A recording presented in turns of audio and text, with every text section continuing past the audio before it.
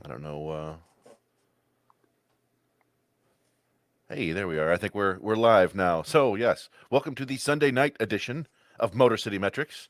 I'm your host Chris Brown. Alongside me, we've got Yoop, we've got Cameron joining us, special guest. While John's off cruising around the world, and Rogelio will be joining us here in just a minute. But yeah, we're gonna break down that thrilling opening weekend series where the Tigers go 0-3 against Tampa and eke out 3 runs um, in a very disappointing but wholly believable opening series, given what we know about these two teams. And then Rogelio and I went to Toledo with Cameron on Friday, I think, and then Raj went again on Saturday. So we could talk a little bit about that too. As we've also had the minor league rosters announced, but hey, we might as well just start off with your opening impressions of this weekend. Start with you. Well, last week kind of talked a little bit about expectations for the season, right? And then you can make a case how they might push for 500. You can make a case where they're a terrible team around 60 wins and maybe somewhere in the middle, which is where I landed at about 67 win prediction. This weekend, they certainly looked like the 60 win team. The offense looked very similar to last year, just in the doldrums the entire time. And unfortunately, I've never felt comfortable with the way this pitching staff looks. And, the Rays only took them apart one day. The other game, they 4 or 5 runs, but still, it just doesn't look like kind of pitching staff that's going to lead to any big surprises this year. What about you, Cameron? What'd you see? Oh, can't hear you. You're muted there. Did I mute you? Oh, can you hear him, Yoop? No. This is what happens when I'm trying to run the show. Yeah, and he's gone. He's gone. Well, I will share my thoughts while we're waiting for Cameron. Yeah, I mean, I think to your point, like I actually thought that their opening day game wasn't that bad. They came up against a really good pitcher, and I thought they made him work. They didn't expand the zone a ton. I think he only had 6 strikeouts. And they just couldn't string hits together and guys on base together in the right order. The cluster luck of things. And then Jason Foley came in and gave up, got some ground balls, and they weren't in the right spot. And that was it. And then the Tampa made one great defensive play when they needed to basically rob two RBIs from Ryan Kreidler. Mm-hmm.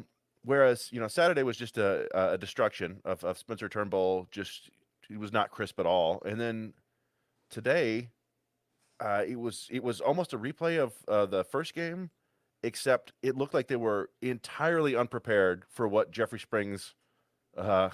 Yeah. Like they it was like they had no idea who he was or what he throws. They were just completely befuddled by him. And it was pretty frustrating. So that was my takeaways of it. I did think that you got two pretty good starts from Eduardo Rodriguez and Joey Wentz, and both fairly similar, where they were strong through 5 and then kind of faded there, third time through the order. So that was encouraging to me, but the offense is not very encouraging at all, and the bullpen is not very encouraging at all. So that was my takeaways. All right, Cameron, you there with us now? Yes, hopefully. There you go. Yep, Perfect. we got it. Yeah, I was going to say who knew their best at-bats would come against Shane McClanahan. And, I mean, I was really encouraged that first game. I was like, man, they faced one of AL's best pitchers. But, I mean, they didn't look completely lost up there. They only struck out, 6 times? I mean, but, yeah, they looked completely lost the next 2 games. So, yeah, not enough hard hit balls. Kerry Carpenter's the only one who got some barrels this week, and Jake Rogers. I keep forgetting Jake Rogers hit a home run in the 9th inning, but those 9th inning garbage time homers, they're nice to see, but you can only take so much heart from them. It looks like the same team in a lot of respects. Is where's the power going to come from? And unless Spencer Torkelson and Riley Green take those next steps, it just could be a lot of this. I have to regenerate the nickname, the 2-run machine again, because that's what they're looking like. Yeah. You know, And you know, we're joined by Rogelio. We were just basically giving our initial impressions of the opening series. So if you've got some thoughts, we'd love to hear them. well, so it's funny. I just got off a Saber call that had all. It was the Saber Cleveland chapter, Kansas City. It was all AL Central teams, and so I did the part on the Tigers. And the one thing about the week, they were asking me about Riley Green and some of the hope, and they're like, well, we looked at the box score, it didn't look too well. I'm like, no, it wasn't. And the only thing I can say about the weekend really is that I was encouraged today by Joey Wentz's start, which was great, because some of the numbers, if you go inside numbers, which we'll talk about a little later, outside of that, I mean, the rest of the series was it was brutal, and something that Cameron really hit the nail on earlier on his tweet about the airtime. What happened to the airtime? It's not there, and Jason Foley can't allow. I mean, is he always scoring inherited runners? Again, I didn't. That was the only thing I didn't understand about the bullpen management a little bit. Like, you give Foley the opportunity before, didn't get it done, and then didn't get it done today. And I thought Kerry Carpenter did look pretty good. But the one thing that was something that I was talking with somebody about was the fact that it was a question about why it was like, in terms of like Miguel Cabrera. I was surprised to see how many at bats Cabrera got this weekend a little bit. So it was. I mean, he did hit. Don't get me wrong, but I thought that Carpenter should have got another chance. But again, I think people also didn't understand how good Jeffrey Springs was. I mean, that guy was dealing. And don't give me this. A lot of people were just, well, he's a 30th round draft pick. Do your homework. Look at his stuff. I mean, it was just it was absurd. And there is a reason why the Rays do magic. Rays have some sort of voodoo magic, or actually prospect development or pitching development, but it's insane. And the best part about today was Jake Rogers. In that home run, I've been saying this since spring training began. I really like the fact that Jake Rogers looks like he's comfortable, looks like he's happy. It looks like he's found his zen. And I think he did a really good job today calling Wentz's game too as well. Yeah, and his swing looks good. He looked good in spring training. I mean, I guess one of my takeaways though is this is not new to anybody, right? But boy, does spring training not matter at all. just not the slightest. So basically, all the relievers who looked good in spring training came out and did not look so good. I mean, Mason Englert struggled a little bit in his debut, gave up a home run to Wander Franco. Basically looked like a guy who doesn't have a put-away pitch. And he doesn't really, other than his changeup, but he didn't have feel for his changeup. And so it was like, well, he's stuck out there. Trey Winketer couldn't find the zone. Jason Shreve had a rough outing. Just, yeah, everybody, I was looking at the stats. So the team that led spring training in scoring was the Kansas City Royals, who were, of course, shut out in their first two games and scored, 4 runs today? Yes. And number 3 in scoring was your Detroit Tigers with 179 runs, and they have 3 so far through 3 games. So, again, spring training, just ignore it. Yeah, I made that compilation of spring training home runs, and I said, after today, I'll shut up about it. And, I mean, I've been real quiet about the home runs because there's been one solo home run at the top of the 9th inning, so. Yeah, that's yeah, and it was shocking to me too that they said that Cabrera would DH the first 3 games of the season, and I don't know if that is some sort of weird like opponent fan service or what the deal is, but yeah, it is kind of odd. Like, I mean, Austin Meadows had some good swings over the weekend too. I think he was probably one of the other guys hitting the ball well, but yeah, the best swings came from Jake Rogers and Kerry Carpenter, who played sparingly for the most part. So it's like, what are we doing here? And ultimately, like, and we've talked about this before, the offense isn't better because they're not trying to win this year. They're not trying to win. They could have gone out and signed Adam Duvall for $7 million as that right-handed hitting platoon outfielder, and but they don't view that as a wise investment. Of course, Adam Duvall is 8 for 14 right now with 6 extra base hits through 3 games. That's not gonna last all year, but it's just one of those things. Like they didn't make any real effort to get better on offense other than trading for Maton and Vierling. So we shouldn't be terribly shocked. We thought that they have to be better just by the law of averages, right? Some regression to the mean, but so far so bad. Yeah. The whole, yeah, exactly. Any improvement was going to be from guys who had down years bouncing back, and then, as we said, Torkelson and Green taking a step ahead. Tigers legend Trace Thompson also. Also, yeah, that was, home run, you know so. what I was gonna say. If there's one thing that social media has amplified to no end, is the amount of hot takes on Trace Thompson and why the Tigers didn't call him up. Again, you know what? I'm not going to go into it because we already know the story. If you don't know the story, it's one of those things. What story? No, it's one of those things where I just like, again, I mean, we're getting some comments about living in the past, or this is a thing in the past about Al Avila. But here's the reason why I kind of segues into what I saw down in Toledo this weekend, or what we saw down in Toledo. Two things. One, the pitching depth that Chris and I have been talking about, been preaching about all winter long, is not there. It's not there. And it kind of started firsthand because Toledo was doing seemed like the opening system, like a little bit, like they were just getting some of the pitchers underneath, just getting them a little wet in terms of just their feet wet, rather, about getting them out there and getting some innings. But they don't really have any depth at all. Reese Olson didn't look that. I thought he struggled with command. Was any of his off-speed stuff was getting hammered by St. Paul, but it showed Avila's lack of depth on the pitching side. I mean, it's even just the way it was laid out with even Erie's roster, which we'll get to a little later. And the second thing I noticed is that Justin Malloy, I'm just going to call him Justin Malloy because that's what Toledo calls him, I think between him and Parker Meadows and Andre Lipsius, I was very encouraged on what I saw this weekend. And to me, if you're not going to win this year, there's more and more. It doesn't make any sense to me to make the trade that they made for that lefty for the Cubs who batted McKinstry. Yeah, McKinstry. Doesn't make any sense.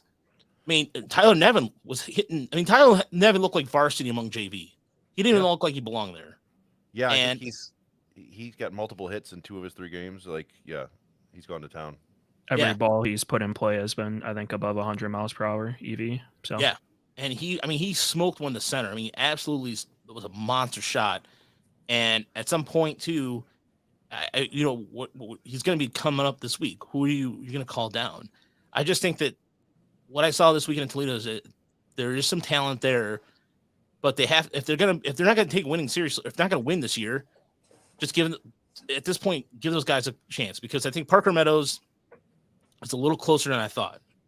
I think we'll see what happens this week, but as they travel to Omaha, but overall, it was very encouraging to see on some of those aspects a little bit. But yeah, I don't know. It's infuriating to see that. We're not gonna overreact about 3 games either. I know there's some people already. Oh, they're not gonna score a run the rest of the year. I get it. Knock it off.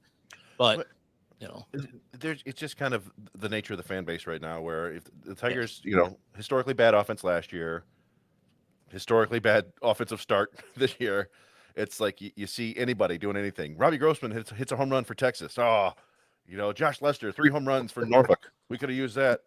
Trace Thompson, all that. It's a bad situation right now. I think who was it? Stan mentioned in the chat. The Tigers were setting up platoon situations for second base, third base, and left field, and that is the thing that people have been talking about. Keep asking us, like, hey, when are they going to cut Scope? I'm like, they're not going to cut Jonathan Scope. He's making $6 million, whatever. But Hedge came right out and said, like, he's basically going to be playing a platoon at second base. And when you're a right-handed hitter, you're on the short side of the platoon. And when you're on the short side of the platoon, you're halfway out the door. So maybe if he doesn't get hot, maybe they will just cut him.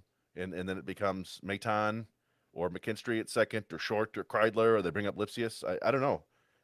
This will be one of the first kind of, we've postulated that Scott Harris isn't going to sit around and watch mediocrity for too long. So maybe Scope will be kind of the test for that. Well, there's certainly the argument that there's no reason to give him those 200 at bats if you believe experience will help these younger guys progress. Because again, if the club's going nowhere, why does he need the at bats? He can go play somewhere else. I mean, someone will probably pick him up in a heartbeat. So, I can see that. But here's the question I have: purely self-serving. Will Parker Meadows be a Toledo Mud Hen when they visit Des Moines in mid-May?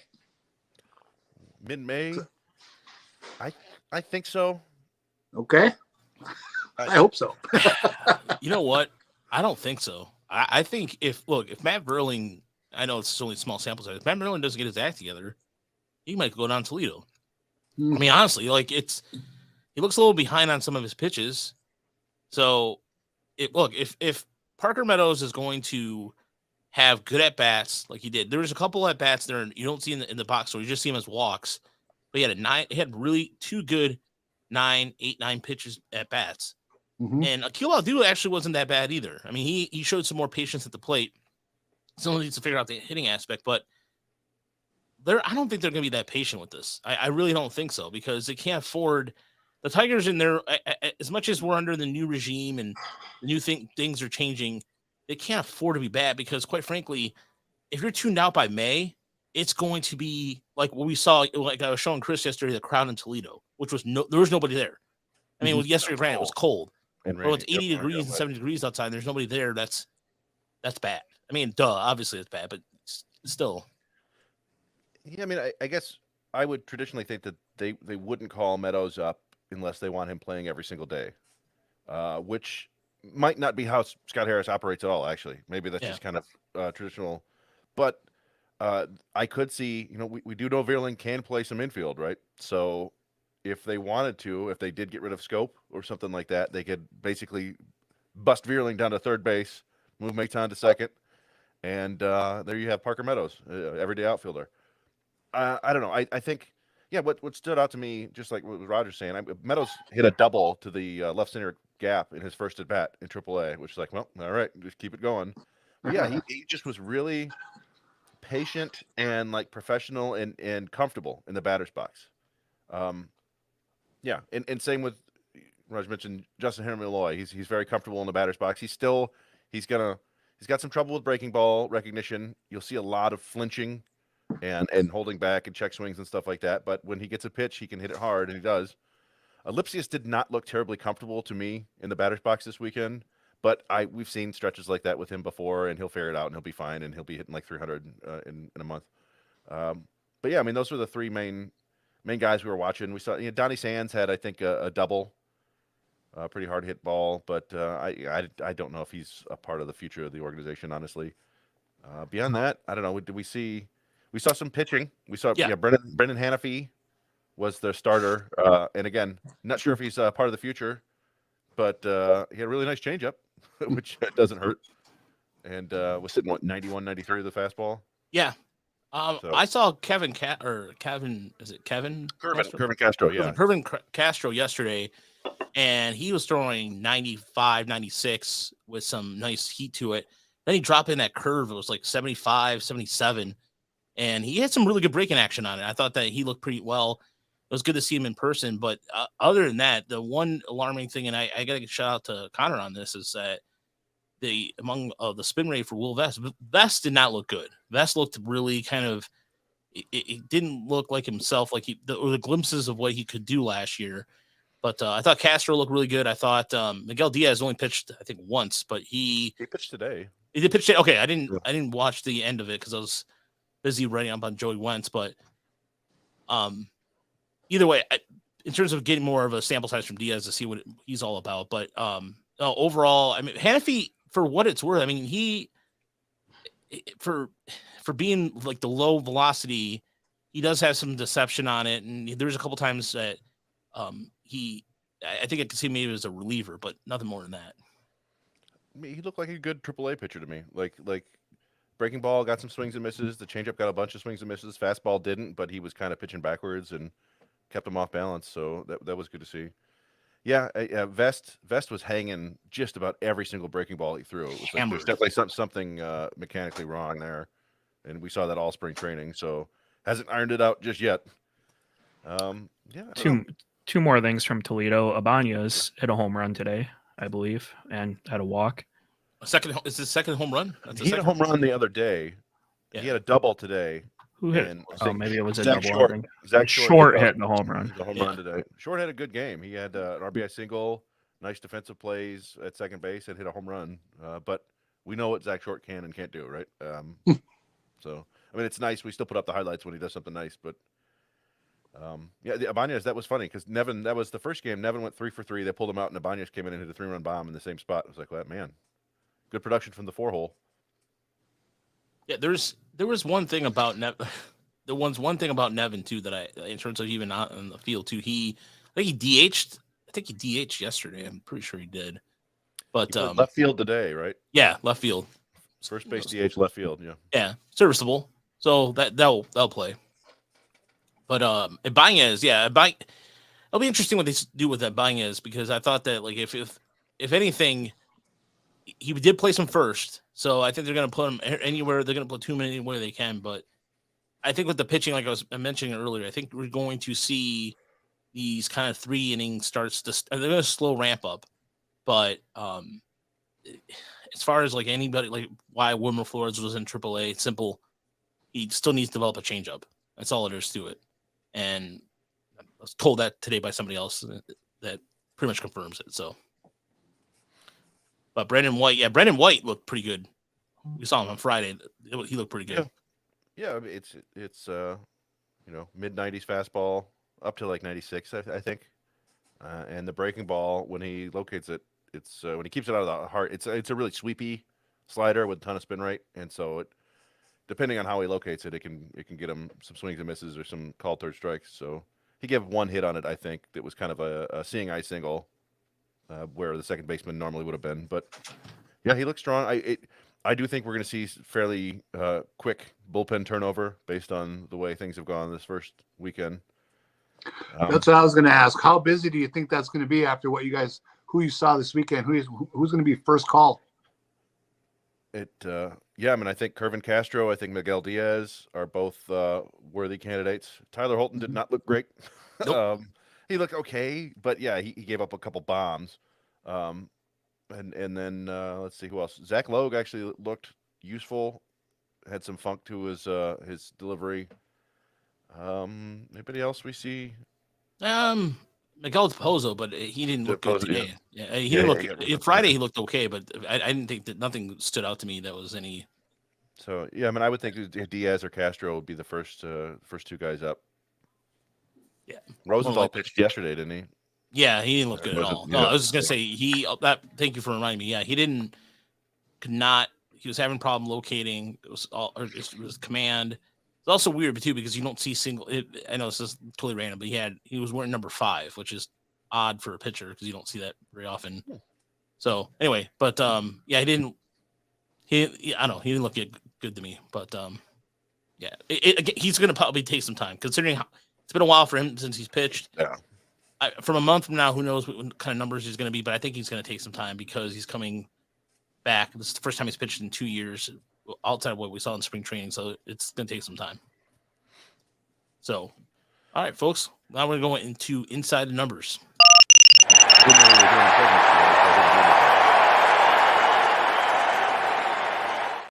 Oh, well, first and foremost, I got to change that logo out anyway, so that's my bad. Well, Chris, for terms of inside numbers, this is just a total 100%, like, you can willy-nilly it or however you see fit, but I know you're good on improv, but I'll start with Uper on his inside number. Yeah, I wasn't sure we're doing either, but I have one. Okay. Just off the top of my head.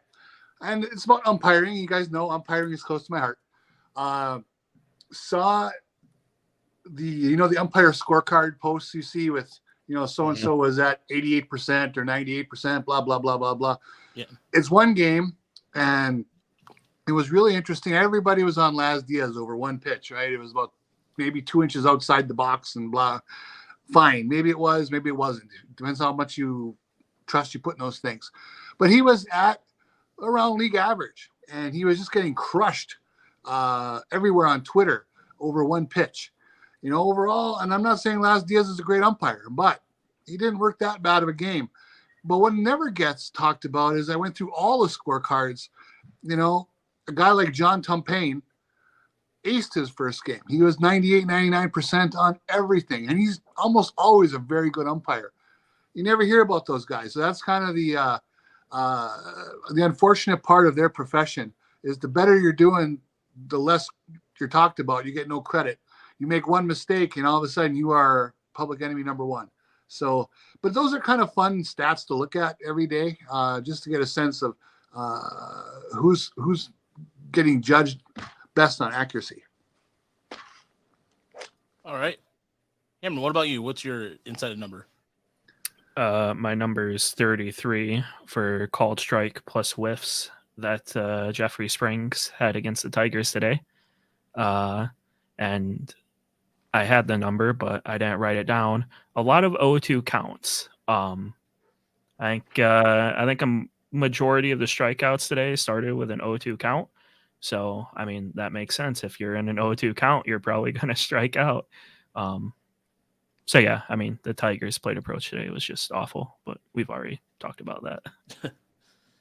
All right. So mine start, and this is something that's been reflected on. We've talked about this team here occasionally, but we've kind of made fun of them a little bit, is the Baltimore Orioles. My insider number this week for tonight is 13.50 as the ERA of Cole Irvin, and he got lit up. Baltimore starters as a whole, it just in terms of even you're looking at Kyle Gibson give you your best start, 5 innings, 4 runs on 6 hits, and Dean Kramer, who was supposed to be a serviceable guy, 3 innings, 6 hits, 5 runs. That just not Boston was teeing off on him left and right. And so this is a team that did not spend money on free agency to address their pitching. They didn't do anything. There's a team that also has a pretty good prospect system, and I know they're trying to keep it within. And then there was a interesting comment from the son of the owner's son. I'm trying to name of the family that owns him, the Angelos family, where he was asked about whether he would lock up a young player, and he basically dodged the question, saying, paraphrasing, something along the lines of, well, things are getting really expensive out there. So in other words, no. So I don't know. Those are things where if Baltimore was such a sexy thing, Baltimore's been number 1 in prospect list, and they've been the sexy media thing all winter long. But again, against Boston's not that good. It shouldn't be that good on paper. And you're allowing Boston to tee off on you because you're too cheap to address your rotation.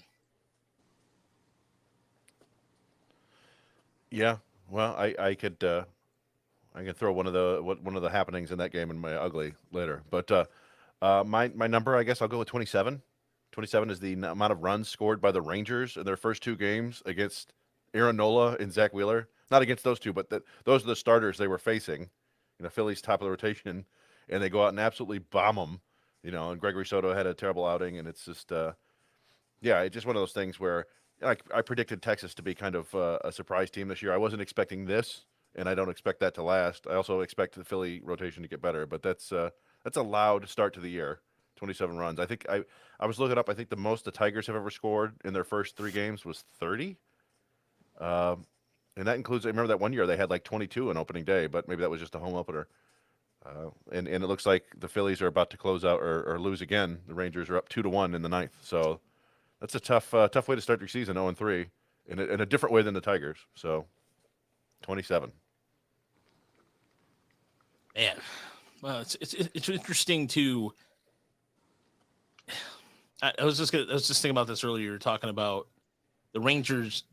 Is this the year that finally the Rangers break through? We were joking about this in the division preview last week, and did they have enough pitching? I love this is like too early to speculate right now, but I do like the fact that they're going to at least entertain you. So let's move on. We can do the good, the bad, the ugly, or we can move on to something else. What way do you guys want to go? We can go either. If you guys have the good, bads, and uglies, we can do them. Yeah. Sure. Right. All right. Yeah. Tough weekend, boys. Yes, it was. Yes. So yeah, let's go into the good, the bad, the ugly, and I'll start with you, Uper, on what is your good and bad, the ugly? Well, my good is unfortunate because we follow the Tigers, but I did take the Rays to win that division and win the World Series this year. They couldn't ask for a less of a speed bump of a start of running over the Detroit Tigers this weekend. So the Rays are off to a flying start. I think we saw a lot of why I chose them this weekend. And again, they're playing the Tigers, so we got to factor that in. But they just have an offense that takes advantage of mistakes. They run the base as well. I think they have enough power. They have that quirky home field advantage.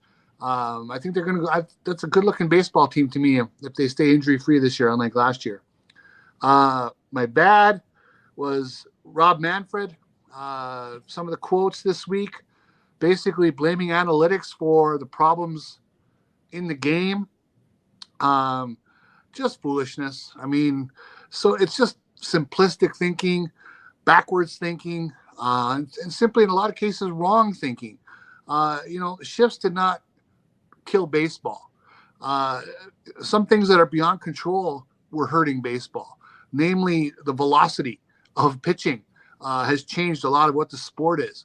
And I don't know what analytics had to do with that. They didn't make anybody throw harder.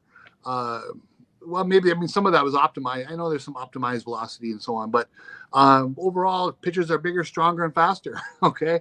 And that's been the root of many problems in baseball. So Rob Manfred, I think he was just trying to preach to a certain segment of owners who believe that. Maybe they're just tired of paying for those analytics staffs. I'm not sure. Ugly. Outside of baseball, if you watched, first off, it's been a wonderful time here in Iowa following the Iowa women's basketball.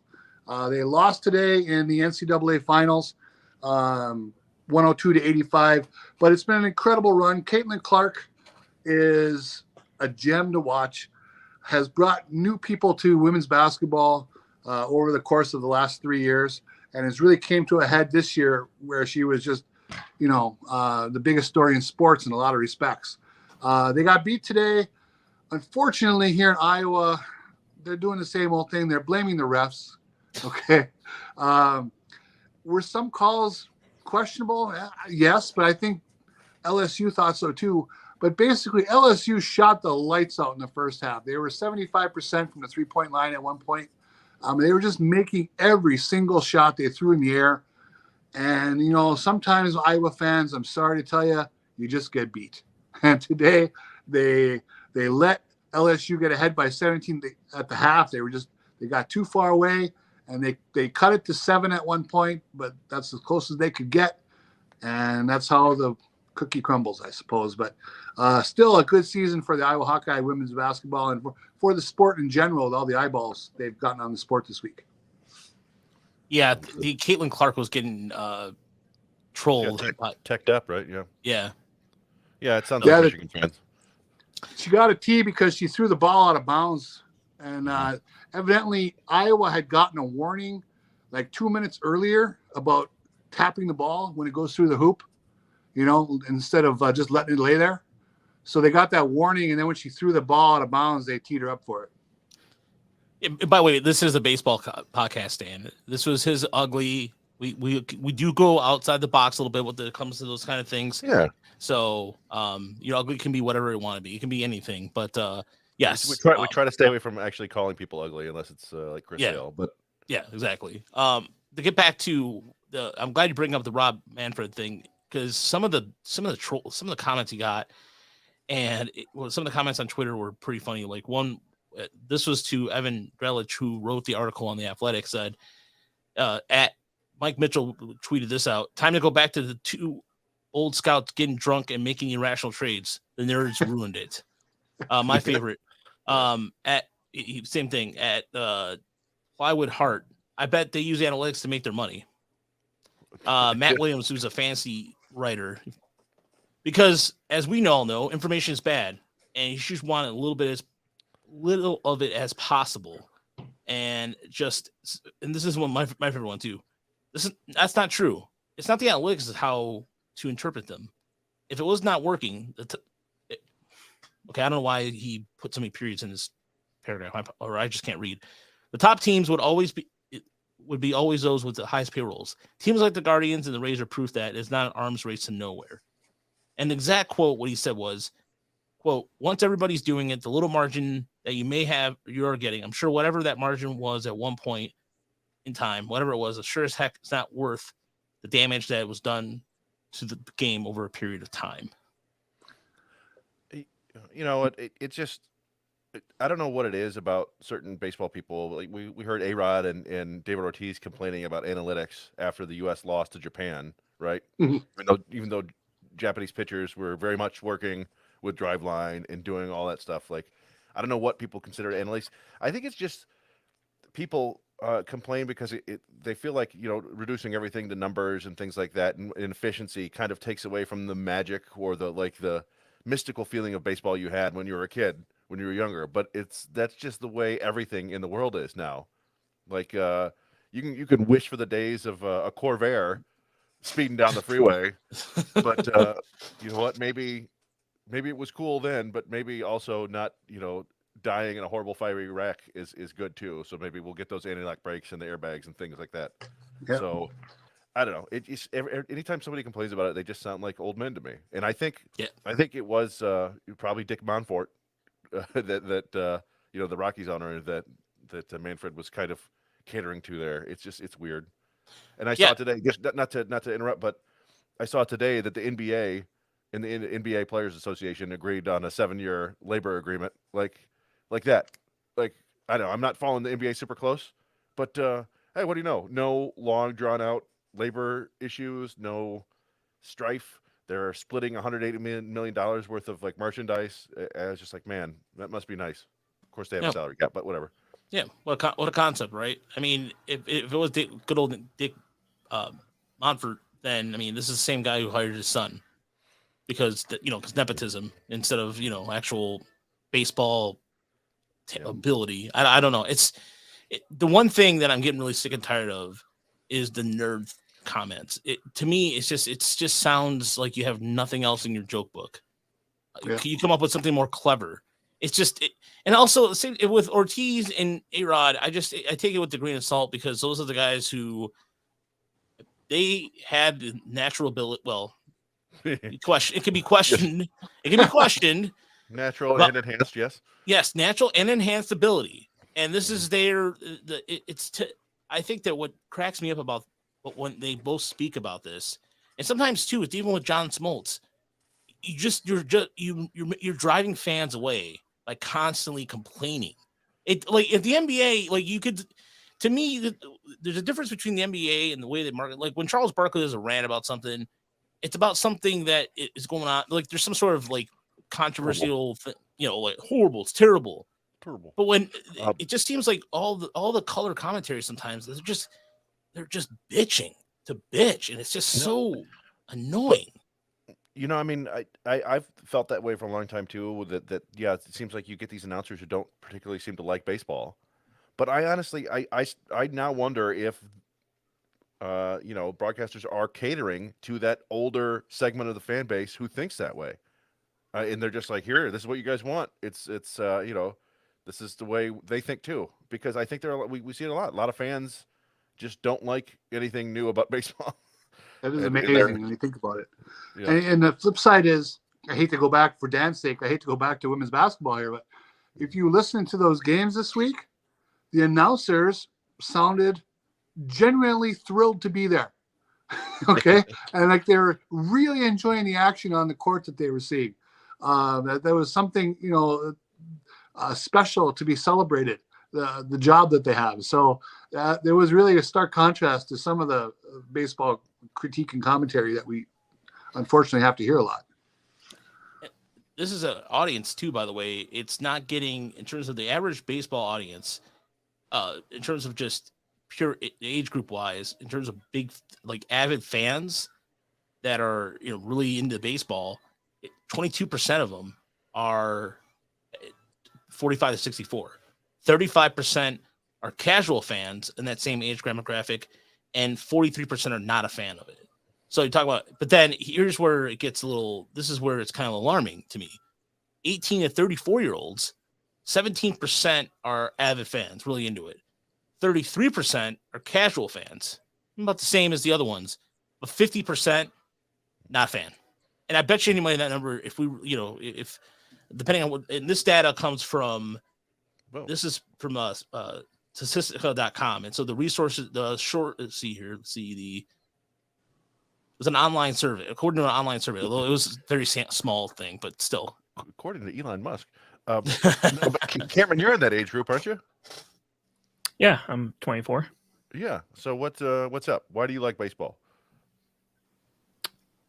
Because I live with I was adopted by my grandparents, and my grandparents got me into baseball. So yeah. To the nerd thing, though.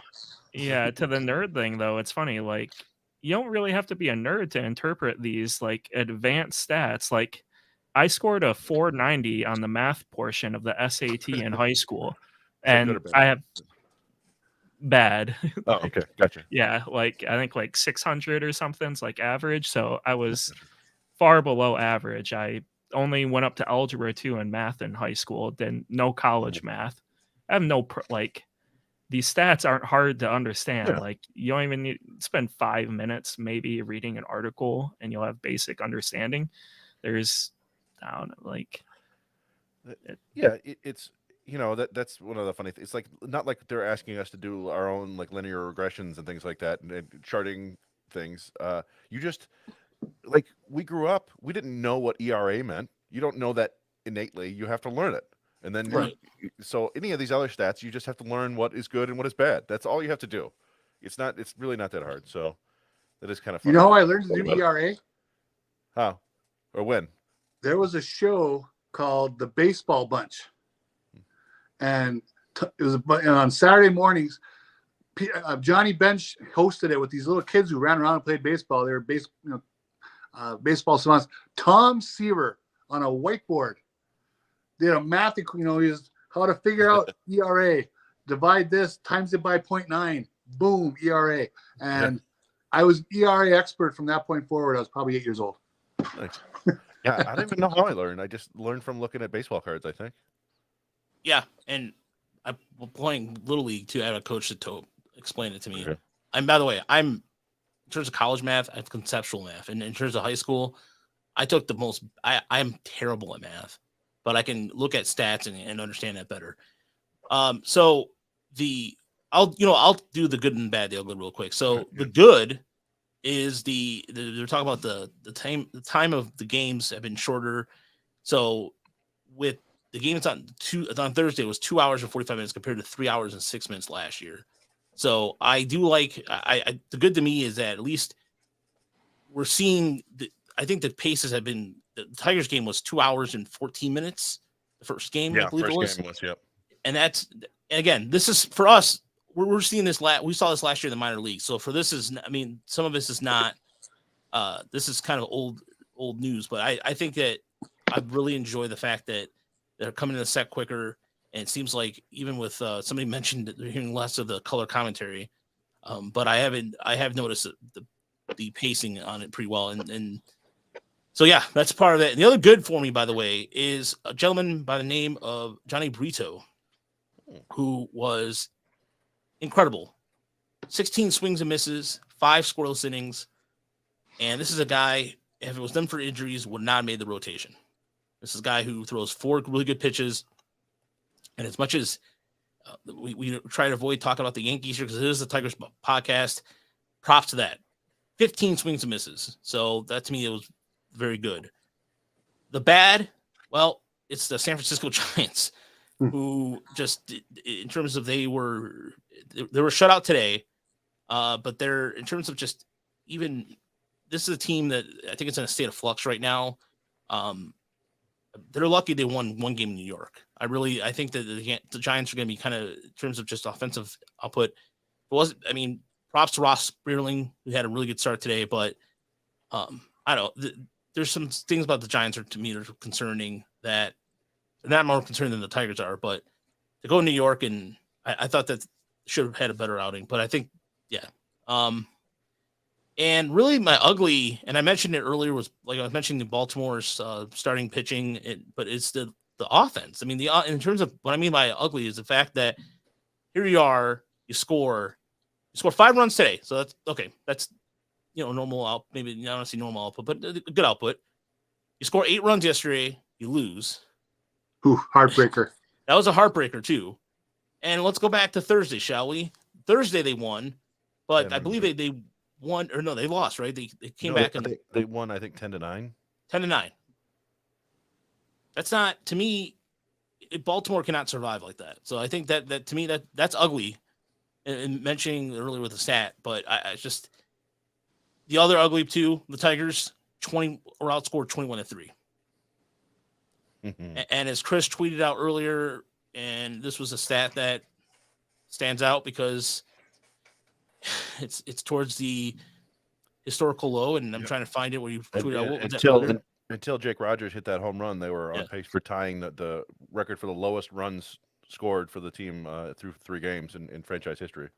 Instead, they 2003 and 2019 they scored 2 runs through the first 3 games. Instead, they joined, I think, was it 2008? No, I don't know. There are 3 other teams that scored 3 runs through the first 3 games, and this is one of them. So, yeah, near record low output for a first series. Not ideal. Yeah, and now on the Houston, as Dakota said in the chat. Yeah, you get Hunter Brown, you get Framber Valdez, and you get Christian Javier. So fun times. We've been talking about this. The early schedule looks so daunting. What do you think their record is after 20 games? Are they going to have 6 wins? 6-14. So I mean, they'd be going 6-11 now. I would like to think that they could get to 7 or 8 wins. But that's a tall order now. Yeah, I would hope that they can, when they come home, they can take at least 2 from Boston, right? Get one of these from Houston, take 2 from Boston. Heck, I remember a couple of years ago they went into Houston and they were terrible and they swept them early in the year. So I guess if history can repeat itself. They were running on a Kielbadu magic that series. Yeah. So, he hit that 450-foot home run off Zach Greinke. I remember that. Zach Greinke was sick, or somebody. Who was it? Somebody was sick. That was was it Lance McCullers? I think he was sick, but still they let him pitch 5 innings. I could do Michael Bandagel if you want. Yeah. Either you or Cameron. You guys want to see if it? Go for it. All right. I'm getting tired of talking about the Cardinals, but Nolan Gorman is off to a very good start.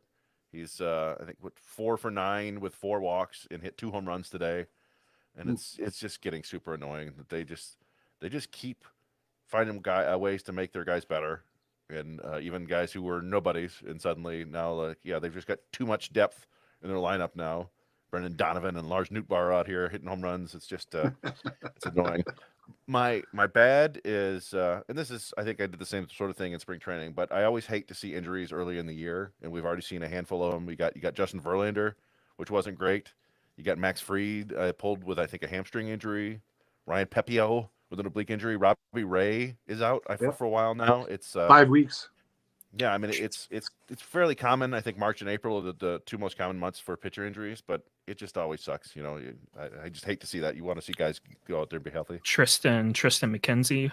Tristan McKenzie was good. Yeah, he's out like 8 weeks, right? Yeah, he's close to 2 months. Yeah, so it's tough. Although the Indians or Guardians, my apologies, don't seem to be too bothered by that so far. They've been playing pretty well. They take 3 or 4 from Seattle. That's a fun series. And my ugly, and we referenced it a couple times, was the end of that Boston-Baltimore game. It looked, for all the world, like Baltimore was going to take the first 2 games from Boston in Fenway Park. 2 outs.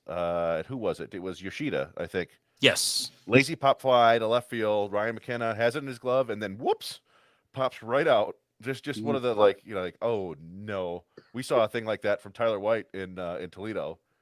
It was Justin Henry Malloy hit a 30-mile-an-hour pop-up behind first base, and he had it in his glove, and it just dropped right out. And sure enough, Adam Duvall, the next batter, 2 pitches in, hits a 2-run walk-off home run right over the Green Monster, and it was like, oh my God, I haven't seen an error. I mean, from a impact perspective, it's not this big, but I haven't seen an error immediately get punished like that since Arkansas and Oregon State in the College World Series. Where I think it was an error. Maybe it was just the outfielder dropped or didn't catch a foul ball that would have won Arkansas the College World Series, and then Oregon State went on to win that game and went on to win the series. I remember that. This is just game 2 of the regular season, but it was still really ugly. But 2 years ago, I think it was a big game for the Blue Jays. It didn't hurt the Tigers, obviously, but it hurt the Blue Jays when Marcus Semien had the ninth. It was the last out of the ninth against the Tigers, and he just flipped a routine ball over to first base right into the dirt. And the Tigers rallied to win that game. It would have been over otherwise. And that really hurt the Blue Jays' playoff run. Yeah, I remember. And then there was the infamous, was it Luis Castillo? Dropped a pop fly for the Mets against the Yankees. Yeah, that was bad. We used that drop because the announcer was yelling, "Oh, Castillo!" Yeah, that's right. That was I had that. I gotta put that drop in rotation. Yeah, that's a good one. I'll find it again. Oh, Castillo. Yeah, that was What do you got for us, Cameron? Okay, my good, we already touched on it, is Jake Rogers coming back. First start back since July 21. I just trust him behind the plate more. He had that weird, it wasn't even a pass ball, it was a wild pitch that did it score a run. I think it ended up scoring a run. But other than that, I mean, he looked great behind there. His pitch calling was good. I don't know, he just feels like a field general. My bad is Riley Green, and kind of the outfield defense in general was kind of weird this series. They had that lazy pop fly that dropped in between 4 of them, and that's Riley Green's ball. Riley Green kind of misplayed a ball today, which was I don't know if he could have made more of an effort to catch it. It seems like he got a bad jump on it, and Cody Stavenhagen pointed out apparently Green had -5 outs above average on balls in front of him last year, which is something to pay attention to as this year goes on. And my ugly is Anthony Rendon grabbing a fan by the collar and trying to smack him. Yeah, that's pretty weird. I don't even know what to say about it. Well, was it the wrong fan too, right? He wasn't even the right fan, right? I'm not sure about that. Someone called the Angels a bitch as they were walking off the field, and I guess Anthony Rendon took exception to it. That's one of those things where I'm surprised it doesn't happen more often, but also surprised it ever does happen. Like, you just feel like these athletes, we know that they're just people, and but you feel like they just are able to tune everything out. That's how they are able to perform. And Rendon was kind of famously a low heartbeat hitter. Just wasn't bothered at all in the World Series and stuff, just up there taking pitches. So that was kind of weird from him. Yeah. Well, and he's somebody who's barely played because of injury. Now he's probably going to get himself suspended for 5 games. Yeah. I would think so. Yeah. That's the last thing baseball wants is fans touching or players touching the fans with aggression.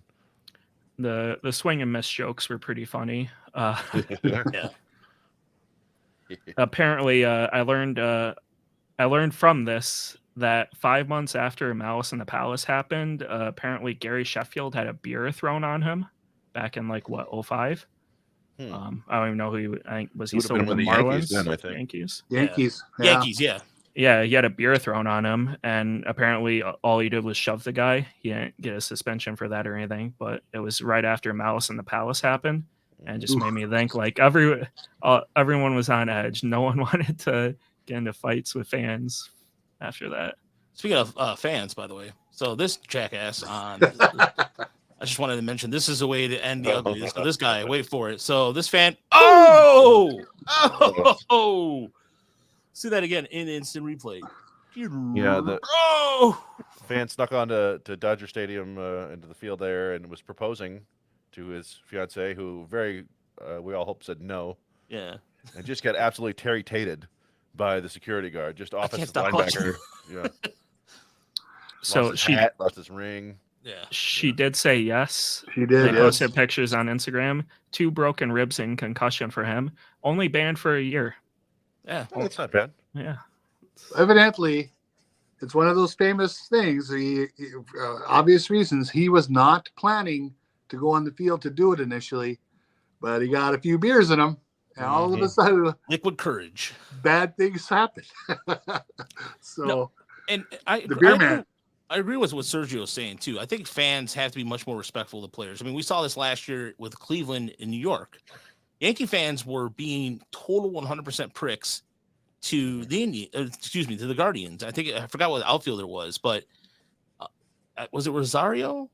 Maybe It was Miles Straw. I think he Miles Straw. Yes, climbed thank you. up on the fence. Yeah, and the fans are like, "What? You can't touch us!" But they push and push and push and push, and it's ridiculous. And I don't know. I just think that the fans, they know what they're doing, and I've seen this. You've seen this all the time. I've seen this at Comerica too, where you have, or even at comedy shows, where people are just like, play the same song or play that bit.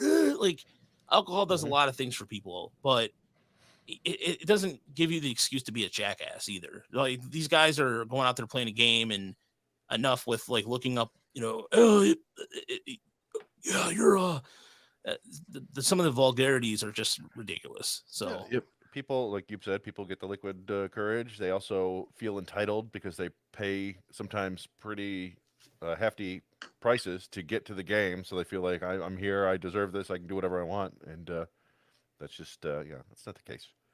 Don't be a jackass. Don't be a jackass. Don, to answer your real question, we had a question on YouTube. What's the problem with Badu? I heard he had a good end of the spring, and he did. I just didn't think he hit for enough power and hit consistently, and that's kind of showing its evidence. It's evident right now, showing in Toledo a little bit. So I think Badu is going to be fine. Whether he's going to get called up now or at the end of the year, who knows? But I think he looked really good in the field. His arm, like as Chris has pointed out, has looked better. But Carpenter, I mean, look, the evidence is clear. Look at Carpenter, had 2 for 4 game. And yeah. I mean, Carpenter, I think in somebody mentioned, Stan mentioned him, he might be the Tiger leader of the year. I don't know, man. Like, would it be weird? Carpenter, okay, I'll make a bold. We didn't really do our hot takes last week. I'll do a hot take for you. I think Kerry Carpenter hits 25 home runs. That's, I mean, yeah, the writer for Fangraphs, a fantasy writer, threw that out there too. I was like, wow, that's that's saying something. Yeah, but that's it's aggressive. We got to see him play more, right? But he will, I think, just by virtue of facing more right-handed pitching than left-handed pitching. But if he keeps hitting, that's just always been his thing. You just got to keep hitting because he's out there, he's trying on defense, but he doesn't have the most range. He's not the best defender. He's not going to give you any value like base running. So he just got to keep hitting, and that's what he's been doing. So I think the more he hits and the more other people don't hit, the more he's going to play. So yeah, who knows? I mean, Haas came out of nowhere 2 years ago to hit 20-plus home runs, right? Or at least 18. I don't remember exactly how many, but I could see that. I don't want this to be a habit where we cannot even predict a 20 home run hitter from the Tigers. I don't want to make that happen. I mean, this is the bare minimum should be 20 home runs. Now we're looking further and further back when the last time the Tiger hit 30 home runs. And you know what? Yeah, okay, JD Martinez? 30 home runs. 30 home runs. I want everybody in the audience who's watching us on YouTube Live, and if you're listening to us at home on the Fans First Network, just think about it out loud. What was the last Tiger to hit 30 home runs?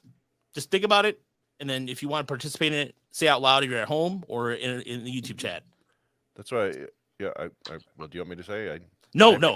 Give everybody a minute. Give everybody a minute. All right. And if any, look, I know people are going to look it up right now, but that's fine. I just want some audience participation on this one.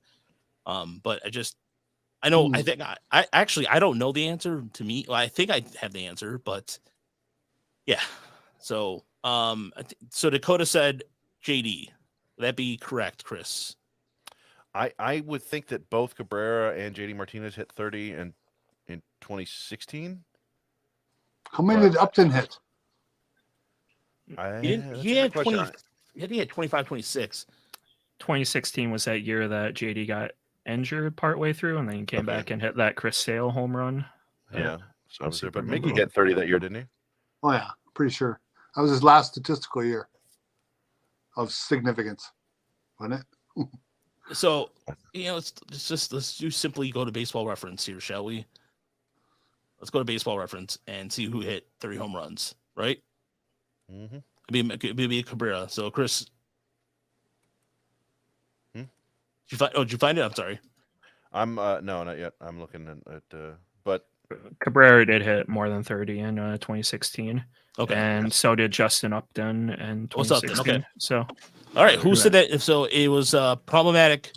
VG said it Upton first, and then so Upton. No, you're right. You're right. And so it was Cabrera and Stan with the line of the night. Free curly fries used to take 3 home runs in a single game. Now it's only 3 runs. yeah. Yeah, I remember that. That's a good one, Stan. It's true. Yeah. Oh man. All right. So I know that like our Sunday show is still not technically organized chaos. I know it in the segments, but we did get a lot of questions and I wanted people to vent a little bit. So Chris, did you have the questions for us this evening? Let's see. Well, we got a couple in our notifications here. I'm going to And first and foremost, and I know one of them was going to say, no, you can't crap on Avila's car, so don't do that. Let's see. Hallbeck said, how do you come out of spring training this uninspired? This is unhinged. Spent the entire day entire spring evaluating Cesar Hernandez and trying to figure out where Maton could play. So that's the old the manager didn't get him going. I don't know. I mean, when you get nobody on base, you're not going to look inspired. Yeah. And it really comes down to Tampa's pitching is excellent, and Detroit, many of their hitters are suspect, and you're putting zeros on the board. There's not a lot of excitement, so I don't know what to say about that. If they can come out in Houston and get a few runners on and score early, all of a sudden their passion level probably looks a little higher. Yeah, I mean, we talked about it at the very beginning of the show. I thought that they were pretty well prepared for McClanahan. I thought they had good approach there. They just, he's a really good Cy Young level pitcher, and they couldn't get the hits at the right time.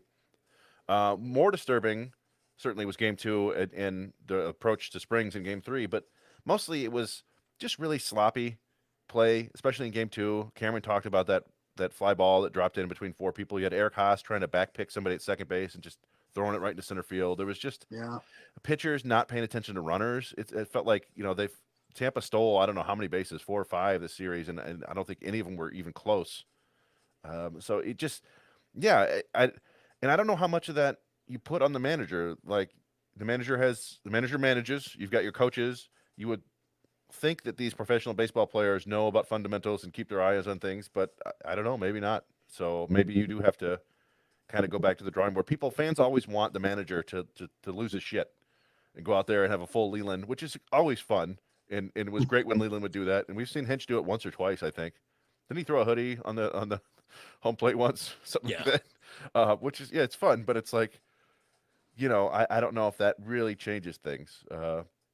Maybe more in a game like basketball or a hockey or football where you go nuts and people get fired up and then go out and do something. But it's hard to get fired up and then go out there and take a pitch that's 1 inch off the plate. Like it's not really an adrenaline thing. So I don't know.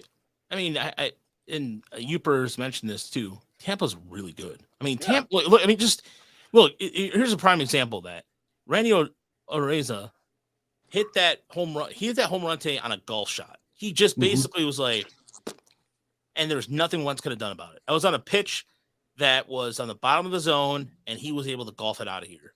Tampa's that good. Tampa can have the luxury of the way they're turning out pitchers is ridiculous, and they are able to they can match up against anybody really. And I think that's why you hear about if you didn't hear of Jeffrey Springs until today, there's a good reason why.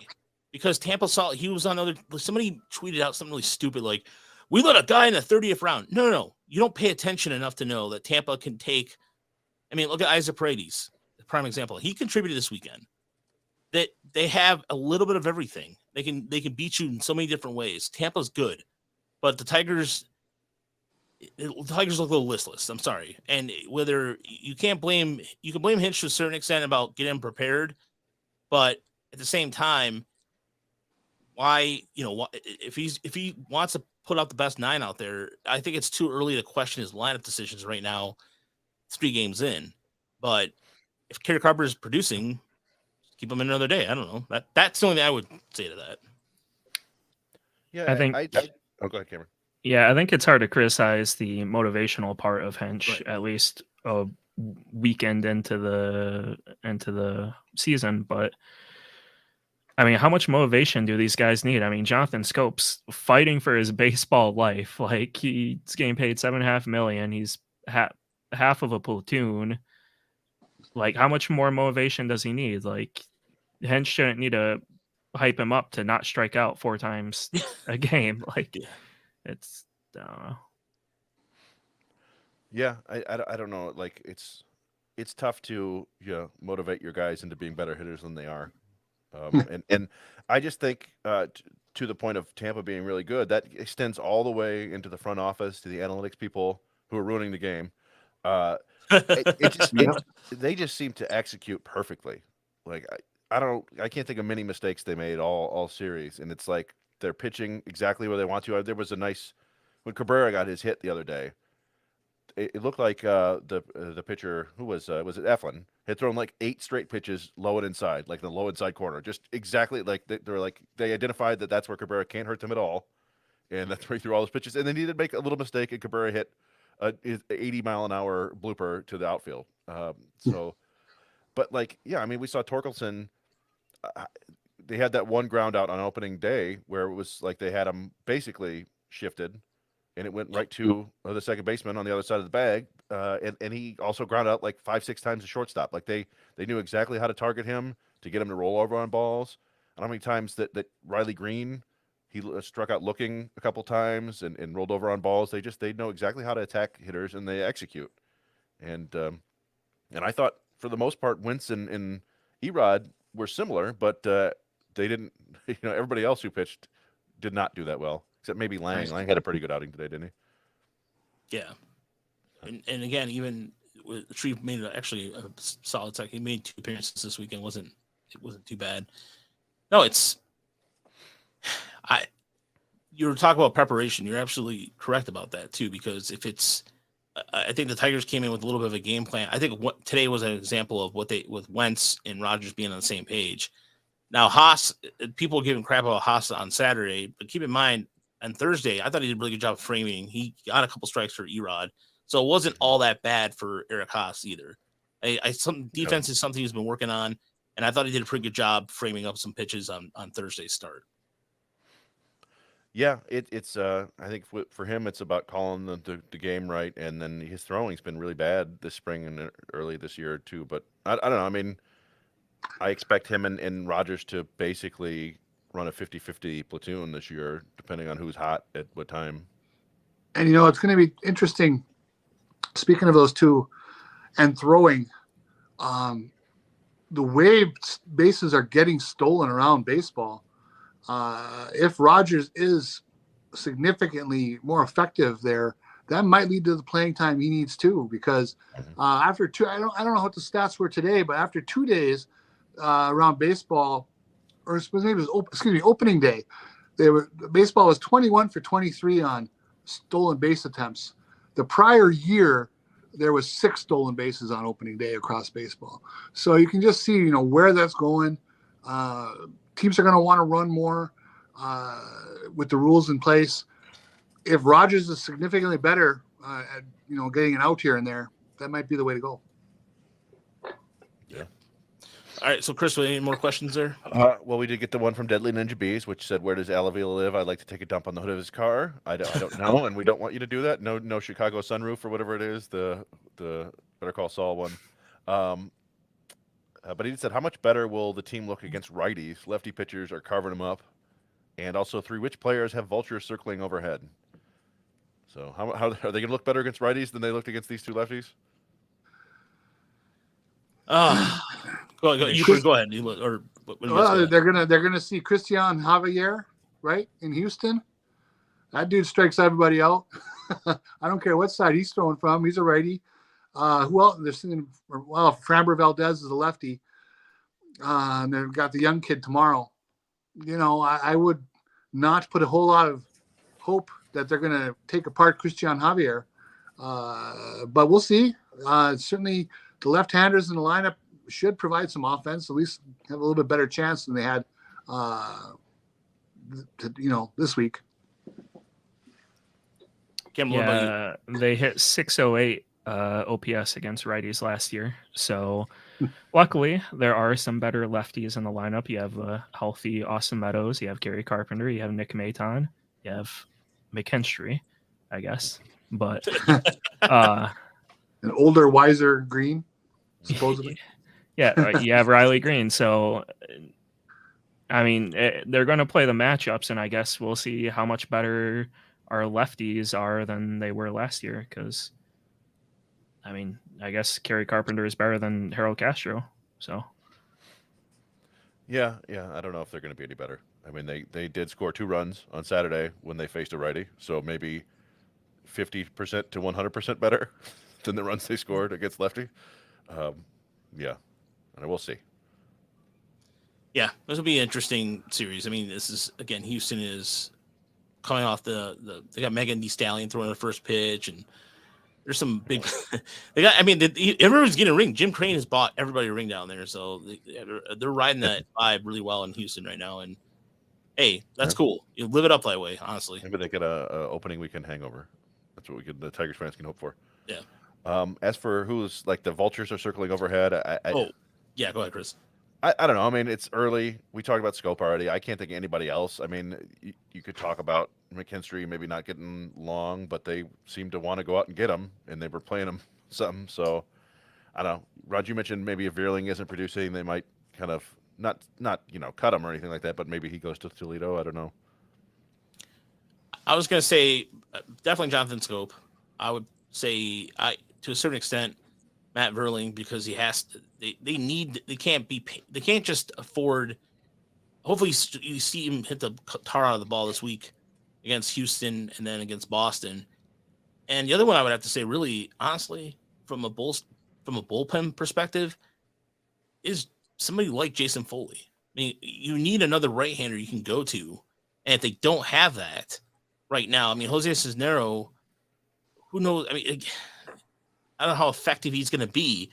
You really need another right-hander out there, and if Foley's supposed to be that guy and he's not, they might be doing a quick trigger thing. Because one thing I did notice, Chris, remember we saw this on Friday, there was every pitcher that Toledo was throwing out there had a certain plan. Like at one point, I remember it was I think it was Zach Logan, I think, threw like 5 straight curveballs. So it wasn't your conventional sequencing.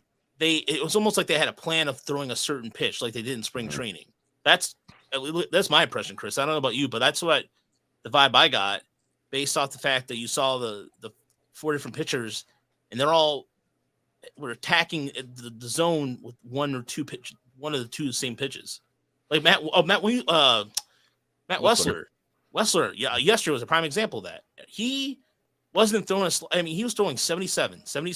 Like I have it's right here, like 76, 77, 77, 78. It was like for 11 straight pitches. So who knows what they're having them working on, but something tells me that Toledo to Detroit's going to get pretty busy soon. For the vulture thing, how about this? How about over the whole starting pitching rotation in general? Because Joey Wentz, I mean, if Joey Wentz keeps pitching like that, they may not have a choice to just bring Michael Lorenzen back and slot him in the rotation. They may have to put him in the bullpen. I think Wentz may prove himself and force their hand. Yeah. That's a good one. I think, Garrett Hill looked a lot like he did in spring training, which is like suddenly he's throwing a lot harder and his stuff looks much better, but he can't throw strikes anymore, which is not something that AJ Hinch is going to put up with for a long time, I don't think. So he might be a guy who would head back down to Toledo. Same with Wingetter. He looked good in spring. First outing wasn't great. He'll get a couple more chances, but if he doesn't look great, I think they're going to really, like Raj said, there's going to be a lot of traffic between Detroit and Toledo. So I don't know. But in terms of losing jobs, I don't think anybody is really, on the chopping block just yet. Yeah, way too early on that. I mean, we're not gonna. I mean, we can look at it and flag it, but who knows how? Again, we also don't know how quick Scott Harris is going to be. But again, this is going to be. I don't think it's going to. I think it's going to be. If any changes will happen sooner than later. So, no. The only other question we got was from Randall Leffler. He said, "What's your overall thoughts on the pitching?" I think we've covered most of it, right? I don't know what else. If there's anything else to discuss there, we still have to see Boyd and Manning make their first starts. I don't know. I'm not super excited about either one of those guys, but we'll see. Maybe like we've seen Tyler Alexander looked outstanding out of the bullpen on Saturday in the way that he can every now and then. He struck out like 7 of the 9 batters he faced or something crazy. yeah. Again, spring training, like all these guys who looked rough in spring training are looking okay, and other guys who look good in spring training are looking bad. So yeah, it's just I think part of it is just the natural tendency to overreact to the first couple games of the season. Yeah, you got to let the rotation rotate a couple times through, right? And, Right. See where they are after 3 or 4 starts, and who comes through that healthy, who comes through that looking at least up to expectations, and make some changes from there. But also see who, who's starting to light it up at Toledo, if anyone, and if the change can be made, depending what they have available there. Yeah. Like I said, I was encouraged. Like I will say, what I was encouraged. I could say I was encouraged by some things I saw in Toledo, and as far as Castro and some of the in terms of even Olsen, as much as Olsen's hit 96, 97, which was good because he just came back from having an elbow problem. So to me, that was encouraging. But just getting a feel for his command, 37-3, still on the table for the Tigers. Sergio. I think Olsen's going to take. I think Olsen, once he gets back in the swing of things a little bit, but his breaking balls were that was kind of a concern a little bit. Yeah, I mean, I think to a certain extent, Reese Olsen was the guy we thought he was. It's why we don't have him super high on our top 25 list. It's just the command isn't there. He just doesn't command his pitches well, and it was relatively cold day. You were there. It was pretty cold, wasn't it? Oh yes, it sucked. and so he battled, but he doesn't command very well, and he's not pitch efficient. So he's out after 2 innings on 50 pitches. He'll get better over the course of the season, but we're projecting him in the bullpen in the future. So I don't know. I'm sure he'll get a start or 2 in Detroit eventually if he stays healthy. But I think ultimately he's going to be in the bullpen, and maybe then he'll throw even harder. I mean, yeah, it was 96, 97 is about as hard as we've ever seen him throw. So yeah, that's nice to see. He was 94, 95, sitting at 94, 95 last year in Erie, I believe. Yeah, and we saw him, and I want to say in West Michigan, he hit 95 early, but was more like 91, 94. So he's gaining velocity as he climbs the ladder. But yeah, I don't know. Did you want to touch on the Erie and West Michigan officially announced their rosters today? We can touch on that briefly. I don't know. The big league team is not providing a ton of excitement just yet. I did want to discuss that, Chris. Go ahead. Keep going. No, I don't know if you're going to pull it up or whatever, but yeah, I'm pulling it up right now. There were some mild surprises. I think we found out about that though when they announced the Toledo roster, right? That Wilmer Flores wasn't in Toledo; he's in Erie. I was kind of crossing my fingers that Colt Keith would get jumped up to triple A, but he's in Erie, which is fine. There's no super rush. I just thought he would be ready. And then some of the other things that were kind of surprising, like Austin Bergner was starting last year for Toledo and Erie. He's back in the Erie bullpen. Chance Kirby was Erie's best starter last year. He's back in the bullpen. So they're just they've got a lot of arms there in Erie now. I was getting some insight about that too, about what somebody was telling me, that they were pretty shocked that Wolf took the motion down to Erie well, actually, but that's because I thought Wolf was going to start the bullpen in Toledo, but I think they still want to take a look at Tyler Holton some more for whatever reason. So, the other one too is Zabala.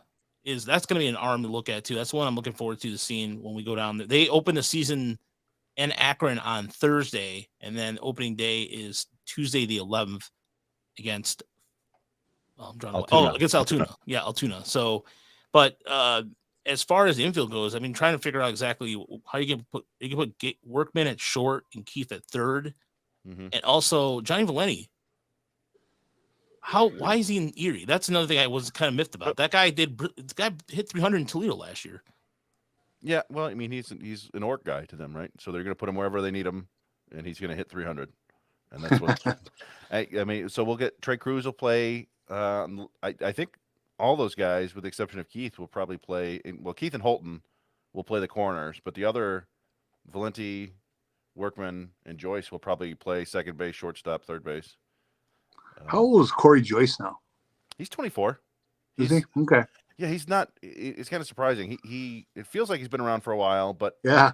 he hasn't played a ton actually. He's only got about 700 plate appearances in the minors. So another kind of a surprise too. Where I was talking about this is that Eric De La Rosa is in Complex League. They are just. I got some insight about that, and they're putting certain players that you thought that maybe would start the season at their level again. Nope. De La Rosa. Yeah. Go ahead. It's basically the whatever they call it, the developmental team or developmental league or whatever. Yeah. If you look at the release from the Whitecaps, they have the Burgess or Burgess or whatever his name is, the catcher. They have him in the developmental league.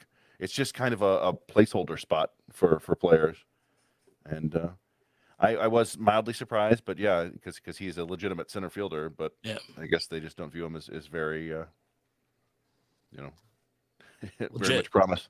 I don't know if we wanted to just briefly. I know we got the West Michigan thing up, but the rotation in Erie looks good. It's about what we thought. It's Flores, Gibson, Long, Madden, Smith, and Herder. That's going to be a fun rotation to watch most of the time. So at least there's that. I don't know how quickly those guys will get up to AAA and or Detroit, but it wouldn't shock me if we're talking about them more in July and August. Yeah, I'm interested in seeing a full season with Dylan Smith at Erie because we haven't really had the opportunity, but it does. I will say that one of the things that I was talking to Greg Gagne, the voice of the Seawolves, and he is excited about that rotation. Even the back end of that bullpen too is actually going to be pretty deep. This is a team that could potentially, along with Toledo, be a playoff team. I mean, again, without just examining it just Detroit based only. I don't know how the rest of the league will stack up. You know that Somerset is somehow going to be stacked because that's how Somerset rolls. That's how the Yankees roll. Altoona will probably be good too. The Pirates have some pretty good young developmental talent in AA coming up this year. So, but Zach Hess is throwing. So there was a good news. First, Cody Staverhagen, he put out the medical injury list update.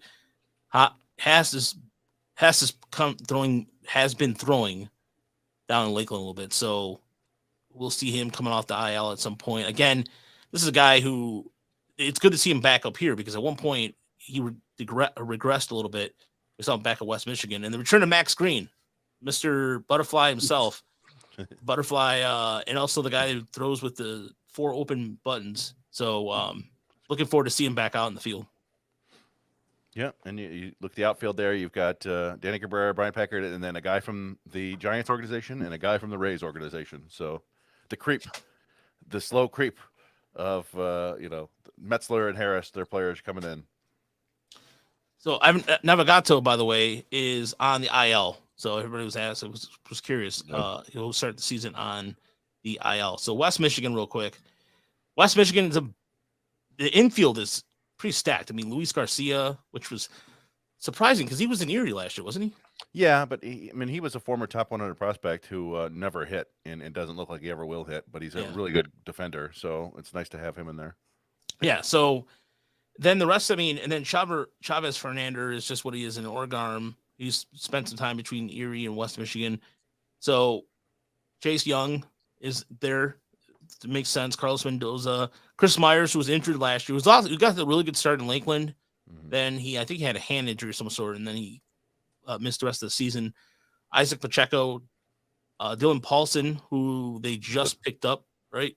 Another guy from the Rays organization. Yeah, another Rays guy, and Danny Soretti, who ended the year in AA, starts the season in West Michigan. I think he's going to be an exciting player to watch. I mean, he's already. I think he's.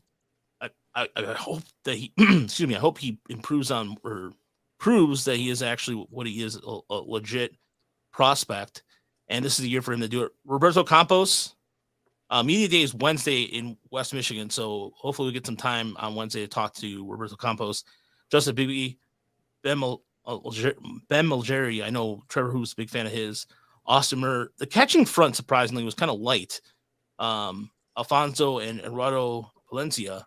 So I was surprised not to see at least another org catcher down there. But in terms of the pitching staff, another one I was surprised to see at this level is Caden Montero, who I had a really good last 2 months of West Michigan. So I don't know, Chris, that one threw me off a little bit.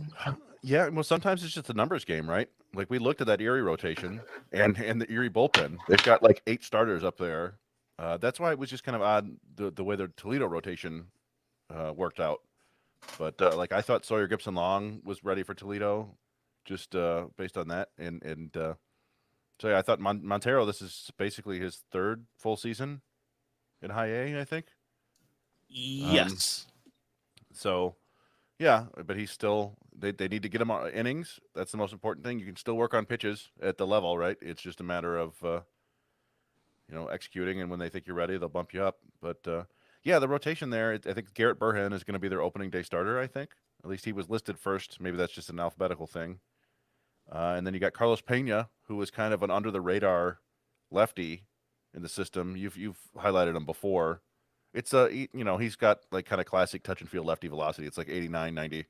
But he knows how to pitch, and he's been moved around the org a little bit. Jack O'Laughlin still in the system. We saw him in the World Baseball Classic a little bit. Yep. And it looks like they're giving him another chance to start. And I'm trying to think who else is. Wilkel Hernandez is returning to West Michigan, which is it's good to see. So he at times he'll get his sinker up to 97, 98. It's just the secondary stuff is really inconsistent for him. You know what? There's one arm too that intrigues me a little bit. He's a little older. And he's one of the. I think he's one of the last members of the Connecticut Tigers, as far as I think. I'm pretty sure this is right, and that would be Christian Tortosa. His numbers are, when you look at his numbers, you're just like you have to pause and go, what just happened? 29 innings of work, 46 strikeouts. Awesome. Then walks. Yeah. No, but then 21 walks, and he allowed 25 hits. He 19 earned runs, rather. Yeah, he's one of the dudes. He's always had an interesting arm. I thought he was a lefty. He is a lefty, yes. Yeah. But not enough strikes. So it's one of those like frustrating things where if he just threw strikes, he'd be awesome, and not enough. Yeah. But and then Tyler Madison, I think, will probably be closing. Tyler Madison and Jack Anderson are probably the 2 guys at the back of the bullpen. Madison has the more kind of traditional closer-ish look, but Anderson is the one I think who has more experience closing. So that's a decent back end of the bullpen. We've seen RJ Pettit before. Penales throws incredibly hard, but he's another guy who doesn't throw a lot of strikes. He may be the hardest thrower on the team. So yeah, it looks like a fairly fun team there. I mean, we're definitely gonna be watching that infield, right? Young and Pacheco and Soretti. That's real fun. Wenzel Perez, by the way, is on the IL in Toledo. So once he gets back, he'll be starting the season in Toledo. He is doing kind of rehab assignments right now. He was starting to get into, I think Terry from Tiger Minor League Tracker posted a couple of videos or pictures of him getting back in the swing of things down in Lakeland. So maybe sorry. Is Tanner Kohlhepp back? Is he going to be in Lakeland? He's on the IL for West Michigan, along with Jackson Jobe and a couple other people, I think. Yeah, Tanner, Jordan Marks, and Matt Walker. Yeah, Matt Walker. I don't think we knew about that until the minor league update. And because they released these 2 rosters, we kind of, through default, know the Lakeland roster. I'm going to pull that up right now. Yeah, I'm actually pull that up right now. We don't know entirely for sure because they haven't made any official announcement. But it's on the website looks like legit. And we know already you can just picture like Peyton Graham didn't make West Michigan, so he's going to be in Lakeland again. Their 2nd-round pick last year. Christian Santana, the big name down there. Manuel Sequeira going to be down there. Luke Gold, another first-rounder, or not first-rounder, but top 10 pick last year, is going to have to be there. So, yeah, some interesting names down there, and a handful of interesting pitchers too, like Drew Crosby, which I forgot he was even in the organization. I know he's on the restricted list, but still. Yeah, I don't know what it is about like Crosby and Wellhoff are still listed in there, but both restricted. I don't know if that just like they voluntarily retired and the Tigers are holding on to their rights in case they ever come back. Yeah, in terms of the outfield wise, it's kind of really Steph Stevenson. You have Dom Johnson, who was draft picks from last season. Dom got some good, got a lot of time in Lakeland during spring training. Mhm. Luke Gold and Andrew Jenkins. I was Leroy Yeah, Jenkins, first, but the first baseman. Yeah. Yep, Christian Santana, Emmanuel Sequeira. So they'll be back. So Santana, when I talked to him about that, he wasn't sure when they were going to start him. So this kind of makes a lot of sense. The Millers. That was another draft. They're both lefties. Joe and Jake. Yeah. Joe and Jake, and then Troy Melton was also there. And this is a name. So Carlos Marcano. I was going to ask. This is a name. He's 19, and he pitched last year in Lakeland. Chris, this is a guy I'm going to try to hopefully get some time to see down when I'm down there in the summertime, only because it seems. He went from rookie to Lakeland, but he's just under 20 years old. And to me, that says something if he's on low A. Yeah, we were. I watched him a little bit last year when they were playing like Bradenton and stuff, and he's an interesting pitcher because it almost looks like he's a finished product already, like he's done growing because he's a little bit shorter, but he's filled out, and it's like a low 90 sinker it'll touch 94. He's got a decent slider, decent changeup, and it's like he's really athletic operation. He's kind of fascinating. I don't know if, like I said, I don't know if there's any way to get more velocity out of him, but he looks like a starter. So yeah, I'd like to see what they do with him because they used him mostly in long relief last year, I think. But yeah, he decent numbers. You know, there's Ulysses Campos is kind of a guy that I don't think many people know about. That he's another shorter. He's like 5'10". And he's probably a future bullpen arm, but he's touching 96, close to 97 at 5'10", and then he's got a slider that was getting like a 50% swing and miss rate last year. So it was limited action at the end of the year in Lakeland, but I'm intrigued to see what he can do this year. So yeah, there's some really under the radar names down there that may push themselves into consideration by the end of the season. And this is another one too. I was going to mention. This is another 19-year-old. He didn't get a lot of time in Lakeland last year. Only got a couple innings, but he's lefty. Yeah, he's a lefty. So that's encouraging again because there's a couple. The reason why I mention it is because some of the arms I was mentioning earlier that were the former Connecticut Tigers ones are kind of weeding themselves out. So we don't see that many older Latin prospects and pitching prospects. Now we're seeing some of the younger ones. And Rainer Castillo, by the way, will be starting the year on the IL with I think it was right shoulder issues. So somebody asked us, and this was the last question before we mosey on out of here about Jace Young's projections. Now he did work on his swing. His swing does look a little different in terms of the way he's got holding his bat. It's not as pronounced, or it is, but it's just a little more level. Honestly, I think because West Michigan's that's a very pitch friendly park. You know what? If we're this is like off my ass. I say he hits 270. I think he hits 270, 10, 15 home runs at West Michigan. I honestly, I was going to say 250 with like a 15% walk rate and like 12 to 15 home runs. So basically the same range. I think he hits a little higher for average. A little bit. Just a bit. Yeah. Cameron, you got any one you want to throw out there? No, I like those projections for Young. Pretty good year. Yooper?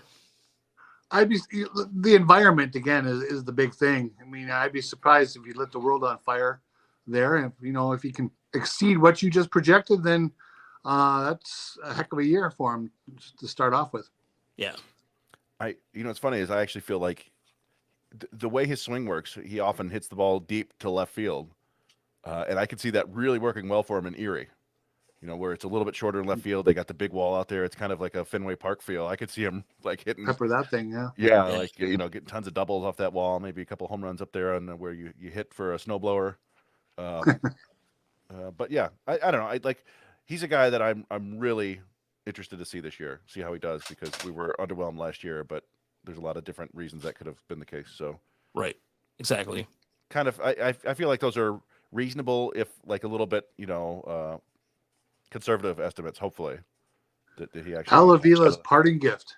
Yes. And look, I'd rather be conservative. I'd rather be conservative Yeah. and not just do some pie in the sky thing, because I think that if there's one thing about us that we're consistent on is I rather, if we're wrong, we're wrong. And we'll freely admit it. So if he does better when we project, then that's great. But because I just, again, all the prospect hype behind him, just when you see him on some of the MLB pipeline stuff, I just kind of scratch my head. I'm like, and it's all because of draft pedigree. It has nothing to me. When I see some of those rankings, it's draft pedigree, nothing more than that. When Peyton Graham is ahead of somebody, it's draft pedigree. Simple as that. So don't get into, when you're looking at these lists and going, why is he ranked higher than that? Just the reason why, and this is something, I think you guys who watch the show or listen to us on the podcast for a long time, and Uper, I think you can attest to this too. The reason why our top 25 is out there for a reason, and it might be different and unique, is because we go to a lot of games. We watch a lot of baseball. So we're a little tied into the things, okay? Just letting you know. I don't know why I'm doing this voice, but anyways. Yeah. So what is that voice? What is it? I don't know. I was trying to do the Ken Kniff, maybe the Ken Kniff from the Ken Kniff from Connecticut. Yeah, Ken Kniff from Connecticut. With his work. My wife hates when I do that voice too. She's like, "Don't do Ken Kniff." But anyway, people, the work you guys put in. I mean, people can love it or dismiss it. It doesn't matter. You guys are living, the baseball life. All right, the amount of baseball you guys see versus the average person who might drop in on the Tiger prospects once or twice a year. It's not even close. Yesterday I went voluntarily in 45-degree weather, windy and 45-degree weather. When I told Chris, I was like, I don't think I'm going to go today. It's crazy. I don't think I'm going to go. And then all of a sudden I find myself like muscle memory going, okay, I'm going to all my stuff and I'm going to, but and I just was, and then I had the radar gun. I wanted to use the radar gun because that thing was sweet. And the scout that was there the other day, Chris, who did not say a word, was still there. He was sitting in the same spot. It's probably because I was sitting next to him and nobody ever talks to me. Truthfully, I think sometimes people in my friendly, sunny disposition sometimes, but he stoic. Yeah, no, he was doing his thing. He was doing his thing. No, that was really fortunate. We caught like a 3-hour window where there was no rain and we were able to get the game in. And then I drove home in a monsoon. I was hydroplaning all over the place. It was crazy. Oof. But but not before we went to Taco Bell and got the very unfortunate news. Oh yeah. One of the rituals we do when we go down to Toledo is we go to Taco Bell. Not really for us so much. I mean, we do get the food, but it's for my wife who loves chili cheese burritos, and you can't get them in this part of Michigan. You can't get them until you get down to Monroe and Toledo. And we go there, and Roger orders one, and I order 10. And then while we're waiting, because I just grab them and I bring them home, right? And she freezes them, and sure. And they're like, we don't have any chili cheese sauce, and I was like, oh no. And I went up there like, it's going. They're going to be out of the entire region now. So my wife is just out of luck. No more chili cheese burritos forever. Which is, I always tell her it's just Hormel chili inside a burrito, but she doesn't believe it. So whatever. But Cameron drove us, and it was nice hanging with him and getting to know him a little bit better. Connor, I'm sorry, Cameron. I was looking at you, Connor, and the C names. You can't. Connor drove us. Nice to meet him in person, and good kid. And I know we're heading to West Michigan this week. I'm going twice. Just once for media, once for a game. All right, Cameron, are you going to that game on Thursday? I can. I have the day off. All right. Well, there you go. And then in the next week, Erie. So, I mean, I don't think we're going to be this active going to games for most of the year, but we'll have our pockets, We're just trying to get to as many opening days as we can. Nice. Yeah. And speaking of, by the way, just wanted to end the podcast with thank you for everybody who's watching us on the Tiger Minor League Report feed. It's going to be on 2 feeds for a while until everybody gets adjusted to the new Motor City Metrics channel. So please like or subscribe to Motor City Metrics Baseball on YouTube as we're trying to get to 1,000 there. But Tiger Minor Report has hit over 1,000. So thank you, which means that we are in the process of trying to get monetized, which means help us get, in terms of money for going on the road and doing these trips. And then I can buy Uper a nice board so you can have something like a nice Shure mic and what have you. Stan wanted to know what's with the new name. Well, I didn't really explain this yet because Thursday we did a show on Wednesday. You normally do a show on Thursday. We just decided to I stepped down from my position at Woodward Sports and I took the Tiger so Woodward Tigers on Twitter was originally Tigers Radio, the old podcast that Chris and I have done since 2017, 2016. We've done this for a while now, and it was just a mutual, and not necessarily mutual. I just decided to leave and wanted to go back so I can relax a little more and have the ability to kind of write what I want. Baseball. Yeah, write about baseball and not worry about 800 other things that weren't really a concern of mine, to be honest. And so, nothing against Woodward Sports or anything, but content wise, we just weren't on the same page. And again, I think some really good talented people over there, but it's just that's why the name change so had to change once you left there. It made no sense for us to carry that name. So. Yeah, and the name, I've been sitting on that name for a while. I've been going back and forth with it, and that logo is, like I said, I explained the logo a little bit last week. The logo is just an homage to the 1984 Tigers logo. So if you look at our logo, if you look at and I should pull this up because for anybody that's watching us on YouTube, to provide a visual of things. To me, it just kind of was like, it just made sense to have kind of like where I was looking at the Tigers logo. And yeah, so I got pulled up right here. More baseball. Hey man, you know what? I will always argue that bad baseball is better than no baseball. Yeah. So that's awfully frustrating and hard to watch, but I still like being able to turn on the TV and go like, oh, you know what? There's baseball on. And yeah, definitely. And that's what I'm saying. Like, there's more baseball, and that's why Motor City Metrics is going to be more. It's going to be more. I mean, I think. Cameron, you said something about Motor City Metrics baseball. That's probably going to be more incorporated as time goes on. So, yeah. Go ahead. You know what, I forgot to mention. I tweeted about it today, but it didn't get a ton of traction. But if you see now in the game day, on the app, they have the 3D modeling. You can I saw that earlier. That was awesome. The entire game in like weird video game 3D, and it's got everything from the pitchers like warming up and batters making funny, gesticulations. I thought it was pretty cool to watch for a little bit. It probably will get old, but some people should check out if they haven't yet. That was pretty cool. I'm glad you posted that. But yeah, metrics essentially because we we're in the stats, we're in the baseball stats, and of course this would be the Motor City. And also, I'm not gonna lie, just to be allow me to be conceited for just a moment.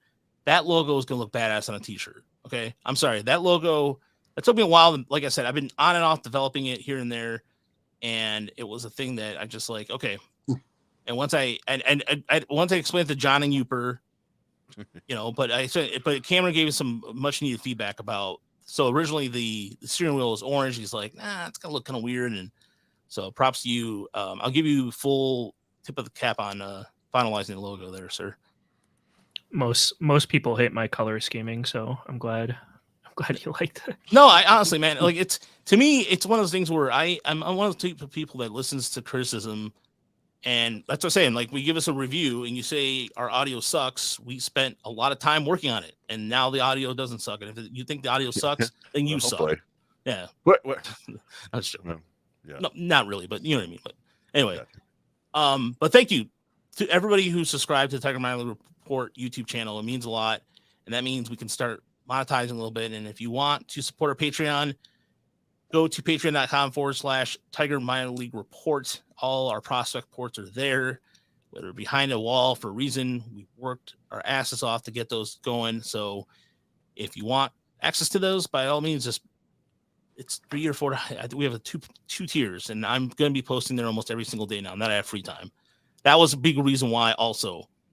The big reason why I wanted to leave Woodward Sports because I have more free time to write about baseball and deliver more. That's just as simple as that. So anyways, everybody, thank you so much for watching us on YouTube. And don't forget to subscribe to Woodward. Wow.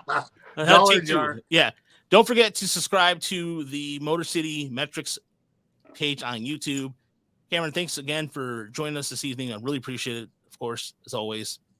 And he'll be going with us to the West Michigan games, getting some whole feedback on the channel. So we appreciate it. We'll see you later this week.